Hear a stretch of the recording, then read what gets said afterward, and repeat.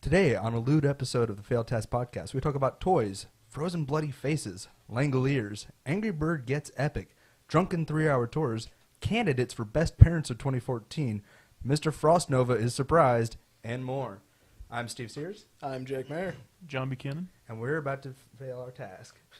Came close. I came close. I almost made it through the entire Pulled from thing. the fire. I almost made it through the entire intro without fucking something up. Oh, hey, you'll get better. I mean, this is only the 4th episode. Yeah, this is true. This is very true. And by the way, God damn it, Randall. God damn it, Randall. Hashtag that. Hashtag God damn it, Randall. We are not joined by Randall today because he decided to let us know about 10 minutes after he was supposed to show up that he wasn't going to be making it today.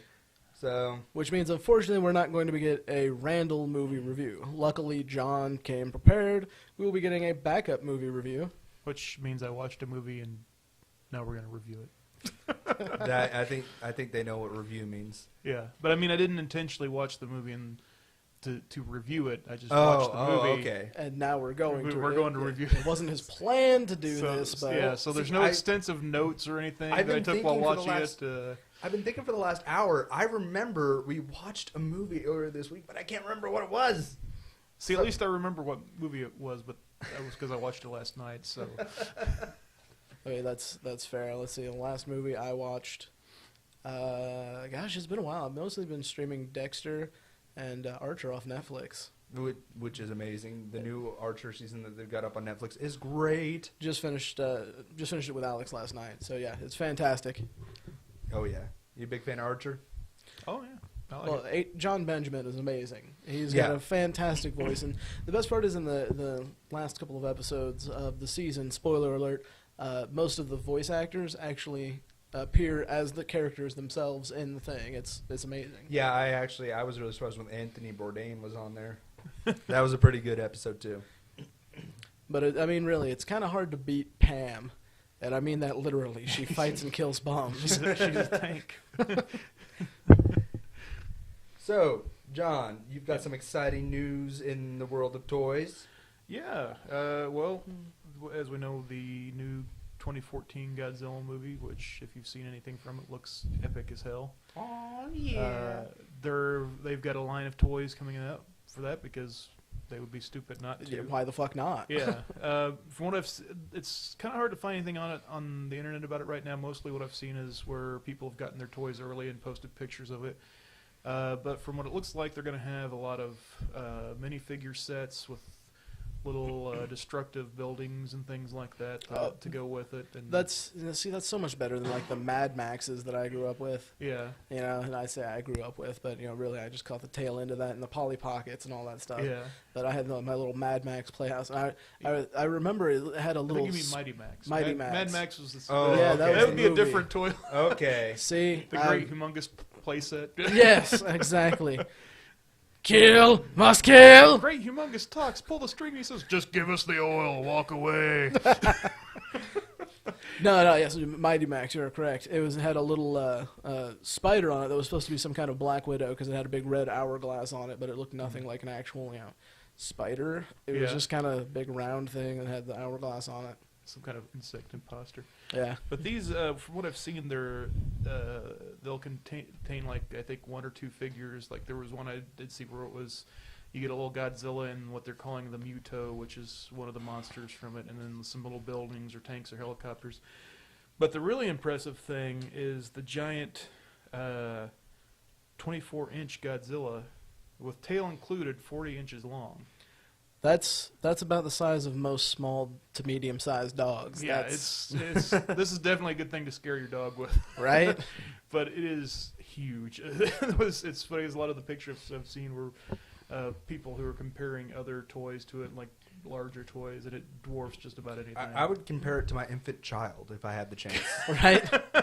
This is my baby. This is my baby with Godzilla. My baby can ride Godzilla. My baby is better than That'd be yours. an interesting story raised by Godzilla. Beats Wolverine's story. Yeah, but all it does is scream. Yeah. So. Scream, breathe fire.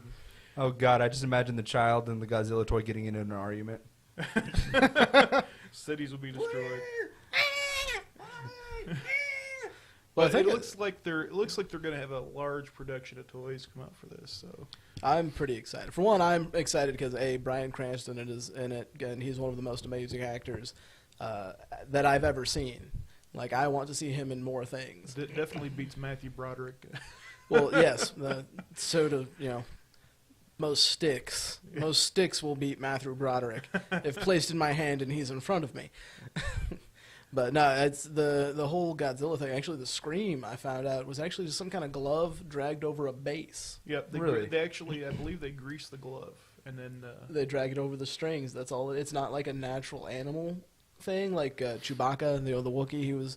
His was like a walrus and like 5 other animals, like a jaguar or something. This is just purely non-organic. Interesting. Yep. I hope so, because people listen to this. They don't pay to listen to it, but they listen to it. Now, have you guys ever seen the original Godzilla, the old black and white? Oh yes, I love me the With King of the Raymond Kaiju. Perry That's Mason versus Godzilla. Gojira. Classics. I'm still a big fan of Biollante. And of course the GameCube video game, Godzilla Destroy All Monsters Melee, or Godzilla Damn, probably one of my favorite video games of all time. It was a classic 3D environment fighting game where you fought in cities and things. And just about every creature had its own beam attack, except one of them. I think it was Anguirus. It's some kind of like beetle, mole, armadillo combination creature. I vaguely remember it. His wasn't a beam attack. It was a scream. Yeah. And that was totally cheat mode because all the beam attacks would be stopped by buildings that you were fighting around. That scream attack would just keep going. Yeah. It was total cheat mode. But then you could unlock at the end. I can't think of the name of it. It's a giant purple thing with like a sword on its forehead. I don't know necessarily that it was a Godzilla enemy. It may have just been another generic kaiju enemy. Well, it may have been one that they just made it for the game. That's They true. were It in there. could have been totally original. The closest thing I can think of from what that sounds like a Gamera villain. It Like very well Knife could Head have from been. Pacific Rim.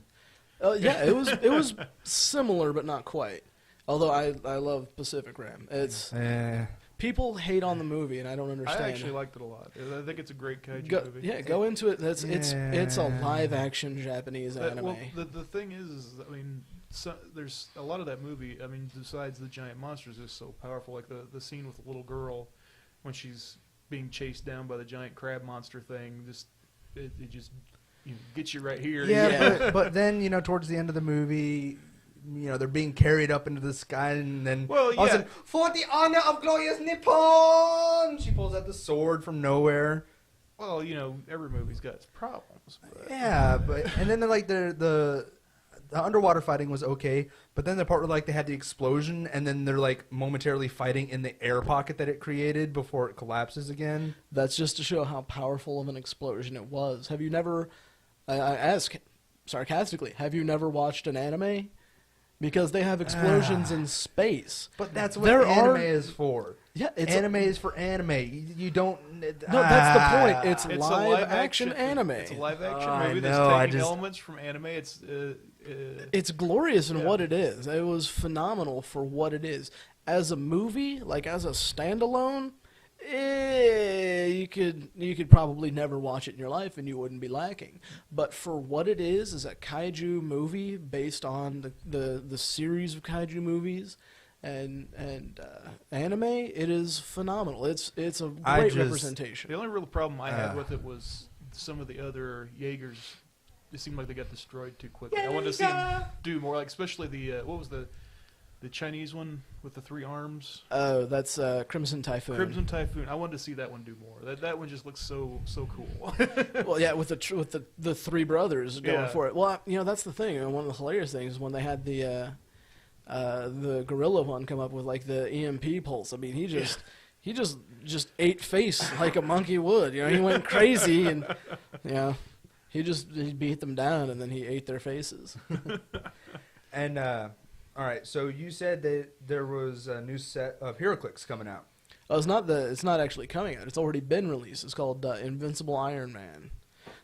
For fans of the Iron Man series, Robert Downey Jr., RDJ, and all those. They've got a new Iron Man set that's recently been released. Fantastic, really fun, lots of cool things in there. Iron Man, Thunderbolts villains, different kind of things. The coolest thing about it, in my opinion, are the relics included. Now, relics are a special kind of object. You can only have one on your force, and you have a random chance of being able to pick it up. And if you do, it grants you these cool abilities. And the relics in this are actually included in the booster as no additional cost. Just surprise, you get them. Are the rings of the Mandarin. Now, can you actually wear them? Or they are wearable. They are nice. Yes, for some people. I have trouble. I have trouble putting them on my fat fingers, but they are entirely wearable, and that's really cool because they even tell you what fingers they go on. It kind of makes me think how a fight between Green Lantern and Mandarin will go. Like, oh, you've got one ring. Yeah. For anyone unfamiliar with the Mandarin as comic book lore, in the movie he did have 10 rings. However, they were symbolic. They were representing probably those that turn your skin green that you get at the Hot Topic. Yes, but yes, they were representing the different factions that Before he had I fight underneath him. Iron Man, I have to go to Hot Topic and get some rings. You'll never see me coming. That's what you say to the blind hooker. But no, Oh, Jesus. but no, in the comic book lore, the Mandarin's rings are actually somehow, I don't quite understand how they comic booked this one out. They're space engines. They're a power source to an engine for a spaceship that crash landed. And he just, found out that, hey, they seem to fit me. Oh, look at this. Each one of them does something different. Some shoot fire, some shoot ice, some let him fly, some let him mind control people. It's all kind of really not necessarily lame, but the uses of them are. But once you put them together, but their powers combined. Yeah. Yes, by their powers combined. Well, actually, it gets even more exciting than that. In a more recent Iron Man story, the Mandarin used the ring to allow him to mind control people to take over Tony Stark in subtle ways, causing him to join him to build these what they call titanomechs, which were then going to be physical bodies for these rings to then power. Because apparently now the rings are actually hosts to alien space gods. Yeah, the rings mythology has gone quite a bit, because they went from being normal rings that are on his hand to turning his hands like dragon scaly, to him having his hands cut off and then having the rings fused into his spine so he could still use their powers. Lots of weird things have happened. Yeah, that sounds kind of weird. But the rings themselves are a fantastic asset, and they can all be used together with a special resource called the Power Plant, which you can only get by winning tournaments with the Iron Man prize kit. Now we're getting back into the HeroClix and away from the comic. Yes, actually, into the actual hero play in HeroClix. HeroClix tournaments. Yes, exactly. But now the Power Plant, you actually have to play and either win or get fellowship in these tournaments. So they're very limited in their release insofar as some things are, only getting 2 per prize kit. And with the rings themselves only coming 3 per 10 boosters, or about 1 every 2.5, 3 boosters that you buy it. They're very scarce. Some of them can go upwards of $25 or $30 a piece. Now, are they going back to the multi-figure boosters, or are they sticking to the single figure gravity feeds? They're actually doing both. They've Okay. been releasing kind of side by side with that. Single figures generally for like movie sets or like generic things coming out. The Invincible Iron Man is actually both. It's got a 10-figure, what they call a primer. So it's got 10 sculpts that are in the set, but they've got different dials. And then they've got the actual set itself, which are standard 5-figure boosters. Okay. Cool. It really is. I mean, some of the sculpts are amazing. It includes some such greats as the Silver Centurion Iron Man armor, which is a classic. That's one famous classic. A newer War Machine, which you can't really tell from the sculpt, but it's actually supposed to be James Rhodes as essentially the War Machine when his physical body was destroyed, and he was basically just like a floating head and torso, absorbing different weaponry around him as he saw needed, as he saw fit. So that was pretty exciting. So yeah, I'm pretty excited about the set. There's still a few things that